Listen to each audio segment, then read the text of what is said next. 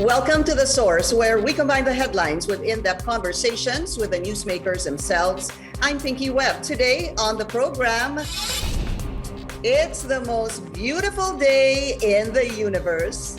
Who will be crowned as the next Miss Universe? Pageant expert Adam Genato joins us live. And later, the country confirms 10 additional cases of the double mutant variant, first detected in India. Will vaccines and the current health protocols work against this new variant threat? Infectious diseases expert Dr. Ronchin Solante joins us later in the program.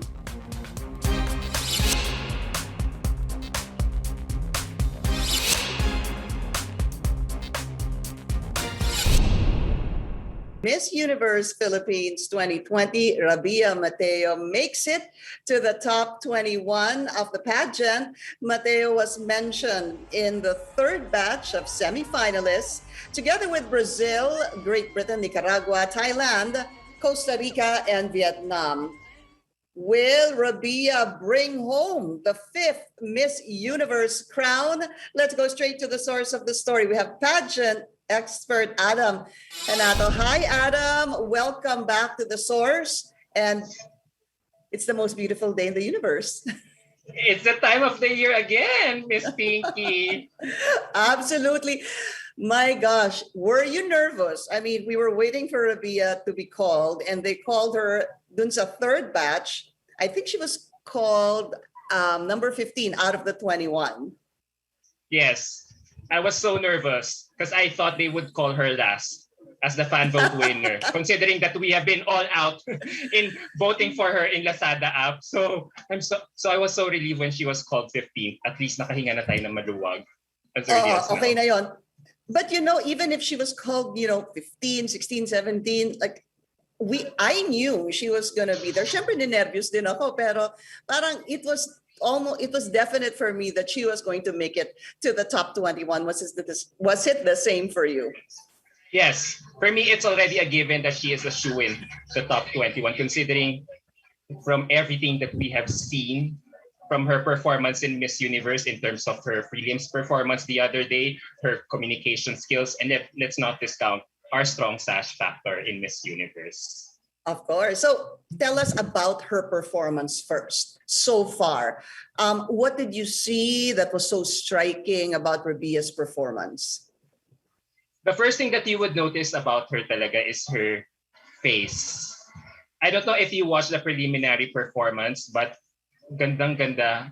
Her face was really registering beautifully on camera. And her hala bira signature walk was even more beautiful, especially yung pinakita niya ng swimsuit, yung swimsuit performance niya ng preliminary competition.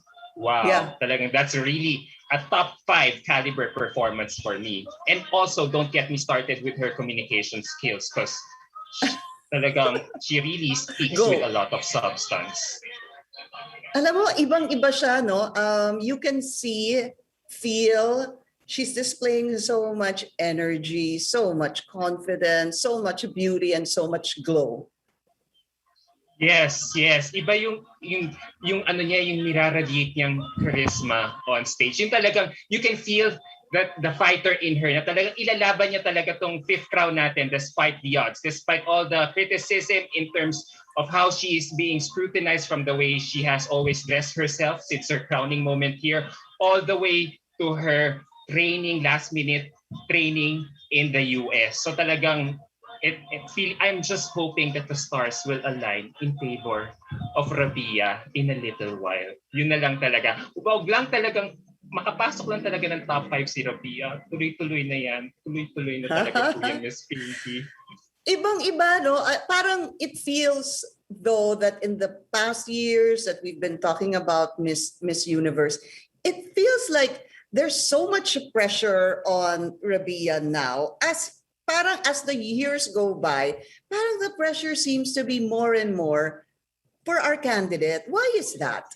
Is it because we're hoping? Sige, go ahead, Adam. Because the stakes are getting higher and higher. Di ba there's a meme nga going around social media, mas mataas pa nga yung pamantayan, yung expectations na we put or we put emphasis on our Miss Universe Philippines candidates over our running politicians running for public office. So iba talaga eh. Because let's face it, Catriona set the bar so high for us 3 years ago. So talagang the stakes are getting and higher. So it's really inevitable for Rabia to feel the pressure. Diba? Gosh, Especially last year that we only made it to top 20. So there's really some sort of a pressure for her to at least avenge Gazini's right. top 20 placement last year. So yeah. Okay, so let's talk about your bets. Who would be your, siguro let's go na to the top 5.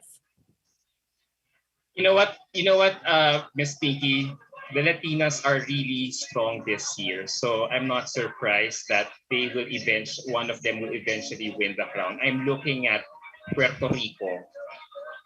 I think it will be a battle between Latinas and Asians this year because both set of contestants are really coming in strong this year. From the Latina side, we have Puerto Rico, Peru, yes, and Nicaragua, and even Brazil.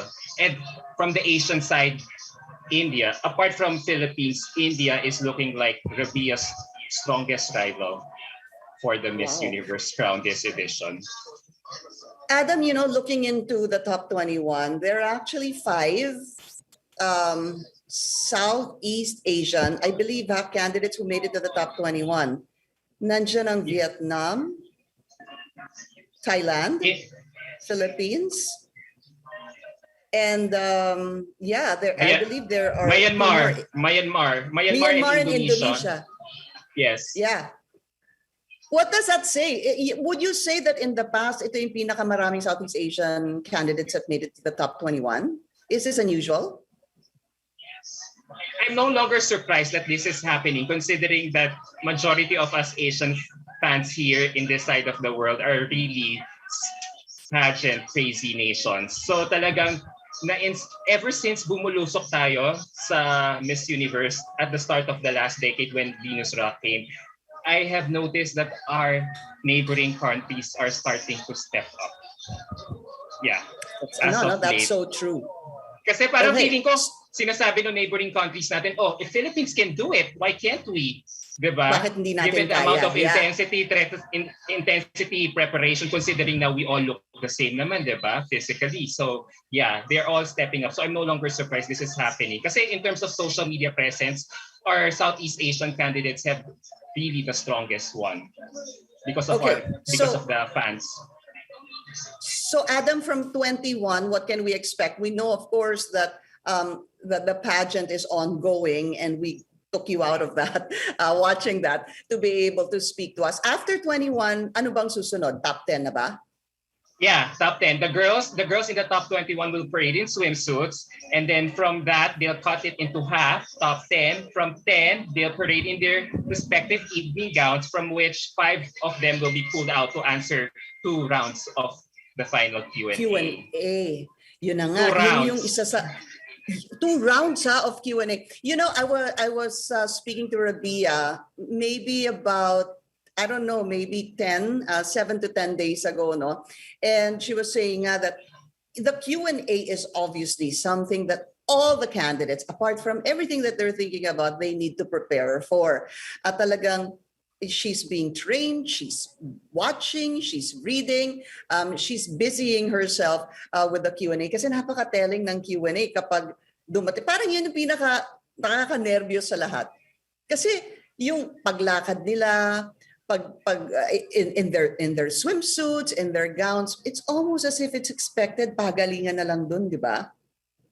Yeah, that's really the most crucial round out of all the rounds in this competition. Make or break nga yung tinatawag natin. Because let's face it, ever since IMG took over Miss Universe, they have emphasized that they're really looking for spokesmodel.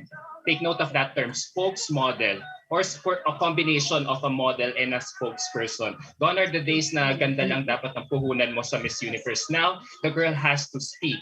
The girl also has to really represent something for her community. That thing, though, that you said, very striking about Rabia is that Napansin mo ba napaka ano niya, napaka raw, napaka natural. It's as if she's not afraid to be beautiful, she's not afraid to cry, she's not afraid to apologize. Yung ganun ba? Yeah. Yeah, because she really wears her heart on her sleeve. Alam mo, that's one good thing about Rabia is that she always keeps showing her heart in whatever she does. Alam mo naman natin sa Miss Universe, laban hindi lang ganda ang puhunan as I've said, hindi lang pagalingan magsalita. Kailangan you have this ability to relate yourself. Kumbaga, you have to be authentic so that you can relate to a lot of people, especially to the viewers of Miss Universe. So, nag-iiba na yung standard of beauty, authenticity, and if I've spoken to one of the judges who's part of the judging panel this year, and they cannot emphasize it more that they're really looking for someone who's really authentic and relatable. Authentic. Adam, it's an all-female panelist, no? Yes, all female selection committee. Yeah, women empowerment. Okay. They've been championing that ever since 2 years ago. Yeah. And how could that possibly change decision making from the past pageants? I think the stakes are higher because let's face it, like, for sure you can relate with this. You're a woman. When you judge all these girls, you're not just gonna base it on sheer beauty alone. It will take more than sheer beauty for you to catapult a woman on top. So definitely you'll be looking for a lot of things like accomplishment. Kasi itong mga members ng selection committee, they're all well accomplished, diverse women coming from different backgrounds, and I don't think that they'll only be looking at the physical beauty factor alone. They're really looking for the overall package, as in from all yung encompassing attributes ng isang winner. So alam mo yun, so feeling ko women are really harsher in terms of judging fellow women, as opposed if you put a straight man or a gay man in the panel as well. Kasi kapag all women, like talagang they will really look for something else apart from beauty. Adam, last question, fearless forecast. Ngayon top 3 Rabia. So she'll face fifth competition from Puerto Rico, India, and Peru. That's how I am looking at it right now. I hope I'm right. I really hope I'm right. If she nails her top, alam mo what I'm only concerned right now for Rabia is that she will be able to come out with her best look in the evening gown round. Because definitely pasok na to sa top 10 because of her Halavira signature walk. Pagdating sa top 10, I'm more concerned. She really has to find the right styling for her in this round, so that if ever she moves to top 5, and once she is given the microphone, she will really shine, just like how she shone in Miss Universe Philippines last year. Pageant expert Adam Genato. Adam, thank you so much. We'll get you. You can go and watch the pageant again. And then maybe we'll speak to you again, possibly tomorrow. Tingnan natin. Maraming salamat kay Adam Genato. And coming up, the country. Thank you, Adam.